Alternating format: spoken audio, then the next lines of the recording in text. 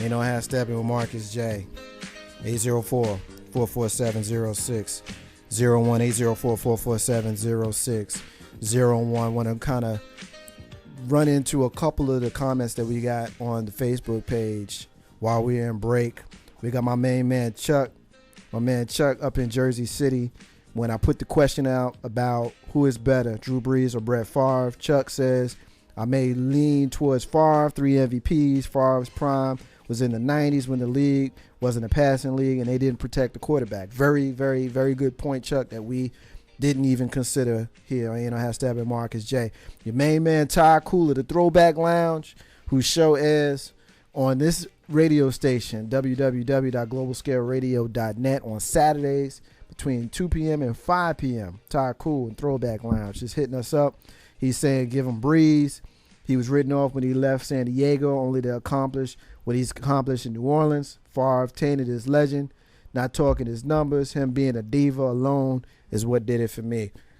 Get it, Ty Cool. Ty Cool in the Throwback Lounge, Saturdays, 2 to 5, globalscaleradio.net. You know, have Steppin Marcus J. Time to transition to the Socially Conscious and Entertainment Hour. And as we do every single week, we profile a missing and or exploited child. And this week's missing and or exploited child is Miss Vanessa Mae Mack. Vanessa Mae Mack. She is an endangered runaway whose date of birth is January 10th, 1998. She's been missing since September 22nd, 2012 from Northfield, New Jersey. She's 14 years old. She's a black female who stands 5'7". She weighs 165 pounds with black hair and brown eyes. She is believed to be in Atlantic City or Mays Landing, New Jersey. If you've seen Miss Vanessa Mae Mack, please contact the National Center for Missing and Exploited Children on their website, missingkids.com, missingkids.com, or contact them by phone at 1-800-THE-LOST, 1-800-843-5678. Please bring Vanessa Mae Mack home, and any missing and or exploited child that you hear profiled on Ain't No Half Step with Marcus J, or you may come across in your own internet travels. All right, we're going to leave it there. We're going to move on to the topic of the hour. We've got the presidential election. We've got the debates. We've got a lot of stuff that we need to get into in the next 45 minutes. We're going to frame this segment by calling it our Tune and Lube. Big Rube is going to lead us in the portion of this segment. We'll co-lead it together, Tune and Lube, Big Rube. You've got a few questions that you want to ask the listening audience, the people in the room. So we're going to start with that, and we're going to talk about the debate and a couple other things that we're going to get into. Big Rope. All right. First of all, that's right. First of all, we're going to talk about really how much do you know what you believe in? Because a lot of people claim they're Democrat. A lot of people claim that they're Republican. Now, one, do you really know what you're claiming? And two, what do you really feel like as far as your personal views? Because there's one party that's never been really talked about, and that's the Independent Party, or whatever name you like to call it. But when it's all said and done, I just want to make sure that people understand that they know what they're voting for and who they're voting for. Now, what I've done, I've gone to a nonpartisan website. I have gotten 21 things that each presidential candidate has their opinion on what they believe in, that sort of thing. What I'm going to do is ask you the question, and you can do this at home as well. Do it for yourself. It's a good idea.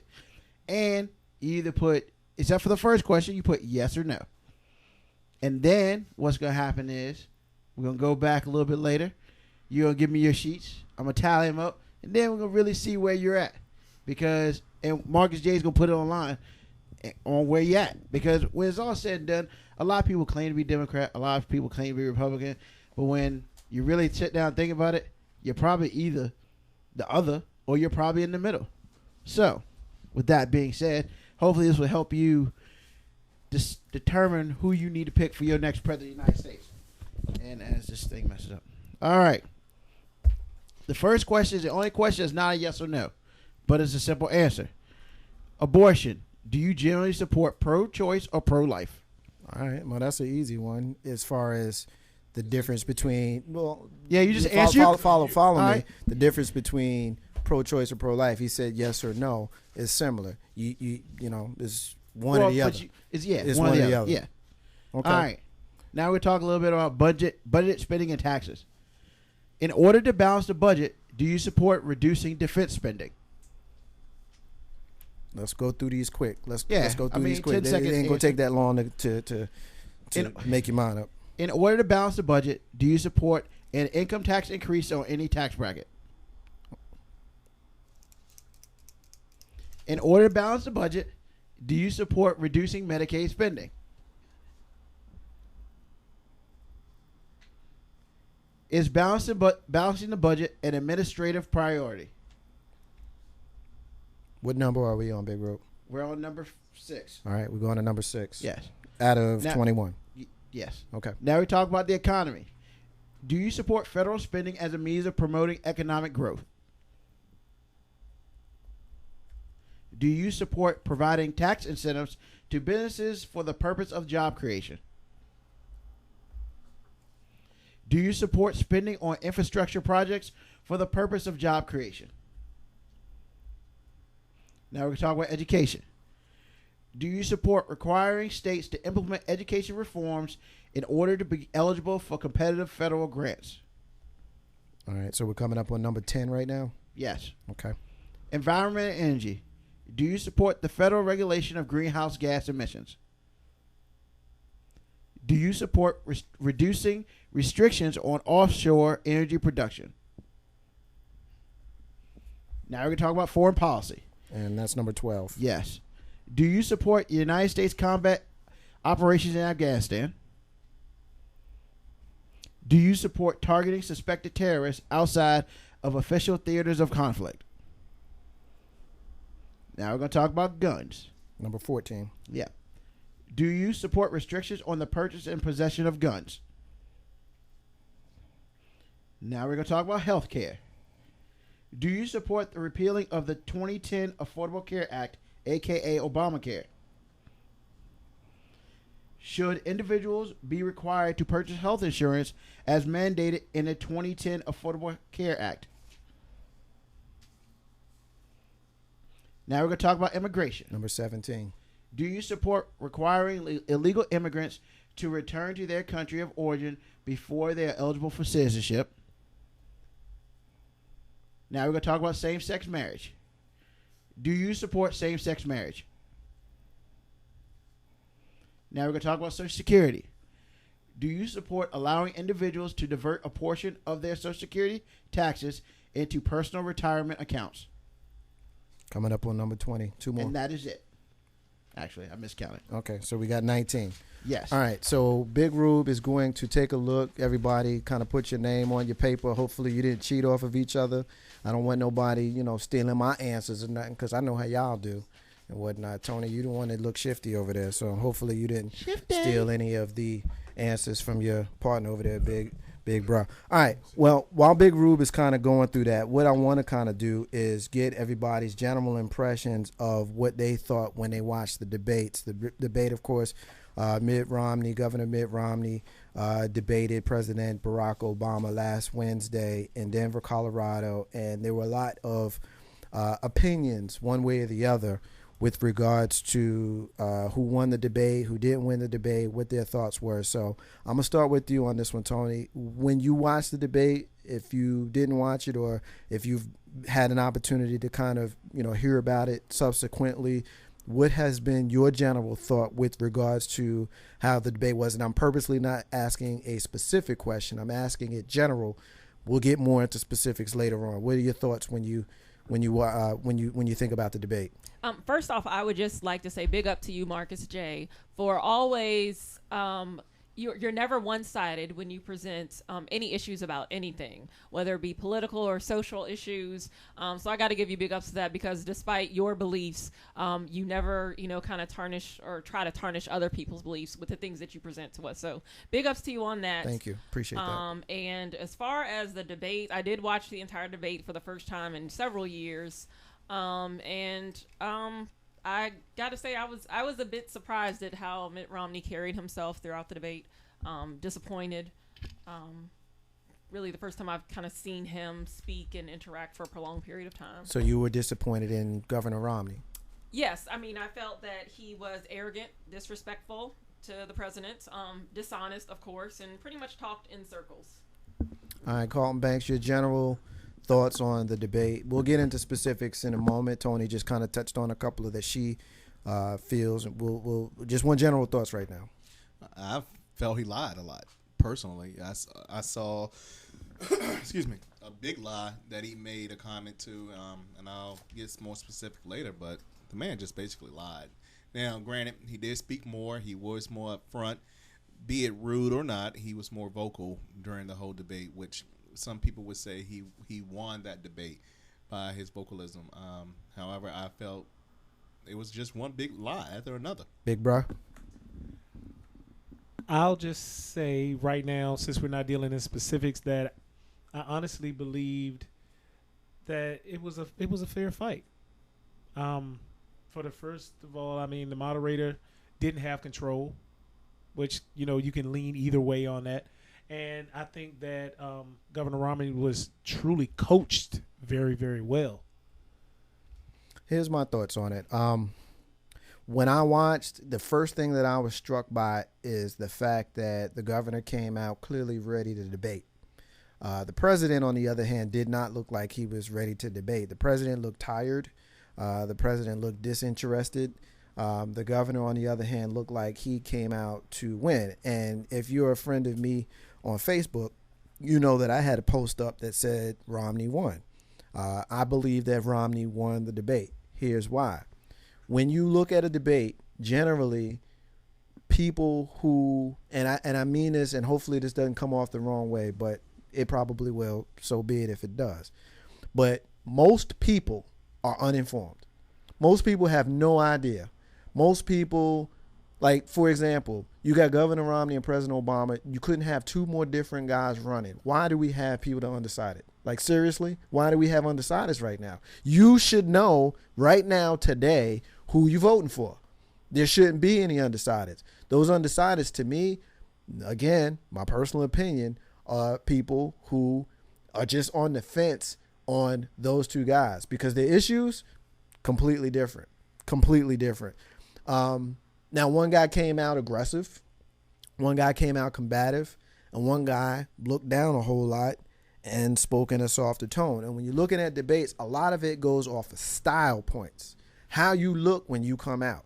And that's why I say that he won. Now, Carlton Banks alluded to a minute ago about the lies that Mitt Romney allegedly told. And I'll say allegedly out of respect, but it's not really allegedly. He lied a lot, which I got kind of the fact check here. We can kind of go through it. Carlton Banks, I'm going to pick up with you. You said that Mitt Romney lied. Tell me why, in your opinion, he lied. And what lie did you catch him in?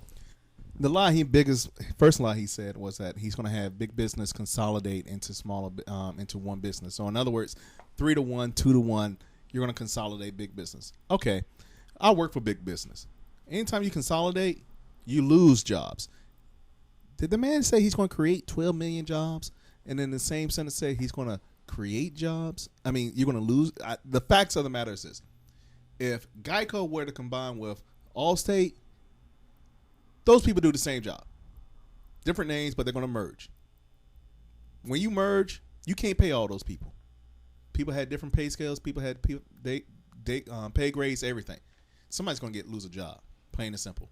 Two becoming one, you lose a job. There will not be 12 million jobs created. Those 12 million jobs are already projected from the Obama campaign. So what the heck is he coming up when he's going to create 12 million jobs? Big bro, comments? I just go back to the Obamacare, quote unquote. I really don't like that terminology. We've adopted it, but the Obamacare, if you look back at the platform that Governor Romney is running on, his own vice presidential candidate came back and said the same thing. That's the very same thing that Obama was trying to do by not using, but he just didn't use a bipartisan committee to say, this is what I'm going to do, period, point blank. He took leadership and ownership and just did what he said. Romney always kind of dodges around what he's going to do and tries to make somebody else the either patsy or leaves himself an out to become the patsy. Tony, your thoughts on what Carlton Banks or Big Rube just kind of alluded to? You Big Rube now. First off, I would just like to say that I disagree. That the president, some people said that he did look like he was just tired or may have been sick or really wasn't into the debate. I disagree with that. I think that it was all a part of his plan to allow the American people to see who Mitt Romney really is. I respected him for remaining calm and dignified. And I think that, he was looking down a lot because I think he was truly taking notes on points to kind of go back to later, so we could really see how Mitt Romney is going to again contradict himself on so many issues like he did. With Mitt Romney, to me, just everything he said, I don't feel like he wants to elevate or open up like Carlton Banks was saying about jobs. I think that Mitt Romney is really all about maintaining, or middle class first, just maintaining, and the rich people getting richer as they tend to do historically. And, his plan, which is still a mystery, is one of the ways that he's going to do that. One of the things that I'll point out too, you had a lot of the people on the left side who wanted to use the word lie, and Carlton Banks used the word lie. I think the word lie is accurate, particularly when you talk about the fact that this guy has said a lot of things on the stump and in his own personal history, but then in the debates he had said something completely different. I did a rant on this a couple of weeks ago when I talked about his position on healthcare, when he said that he would like to save certain parts of Obamacare that he liked.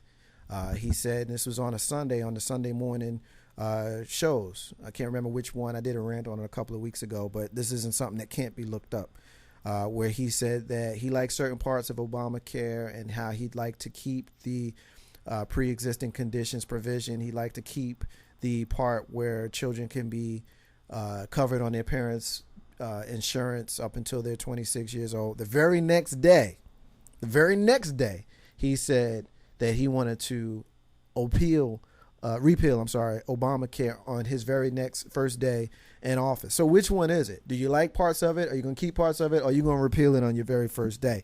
The other thing that I didn't like was this whole voucher thing. Where do you stand?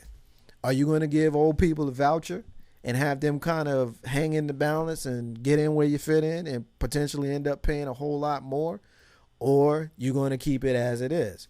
Very, very clear distinction. Is it one way or the other, Mr. Romney?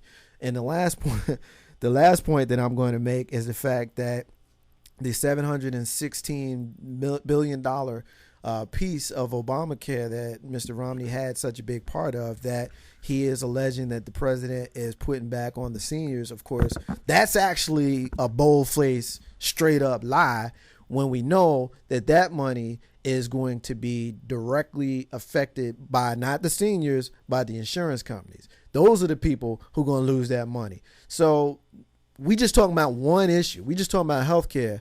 And I just pointed out 3 inaccuracies. Not only did he tell inaccuracies, but he's wishy-washy. He's back and forth. He's etch-a-sketch on those, big bro. Let's go back to what you said earlier, and let's remember where Mitt Romney comes from. He is or was a CEO. He is big business. Right. His job is to make sure that he makes money. Right. So everything that you're saying, all the lies that he sit there, and like you said, lie is a lie. Everything that he sit there and stated was a lie. We understand why it's a lie, but big business is a lie. You know what I find very interesting? On October 3rd, 2000, 12 years ago, in the debate, Al Gore versus George Bush II, George Bush said that wealthiest of Americans pay more, and they are going to, well, let me back up. What he basically said, that 50% tax cut for a family in Massachusetts that makes $50,000 or less, family of 4, they're going to get a 50% tax cut. This is pretty much the same argument that Mitt Romney made last week in the debate. It didn't happen 12 years ago because we know that taxes went up.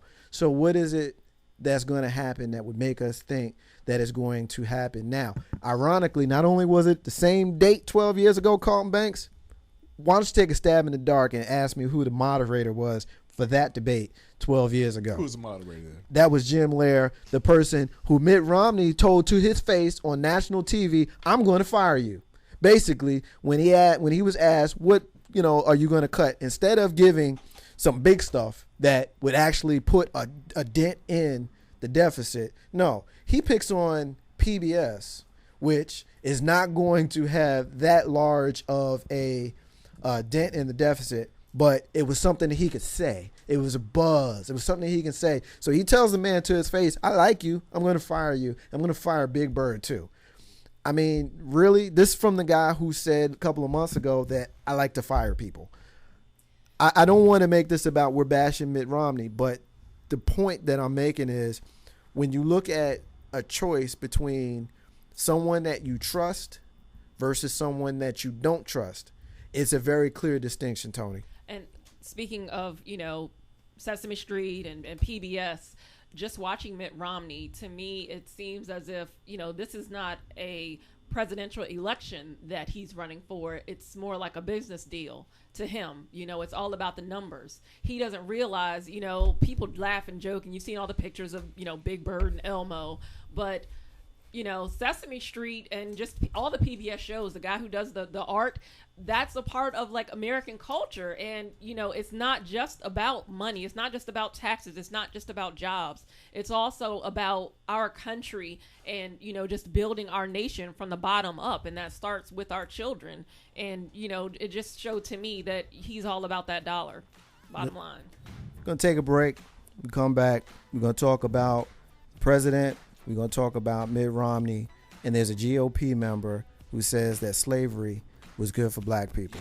Marcus J. Ain't no half stepping. Be back in a minute. The dog that chases its tail will be busy.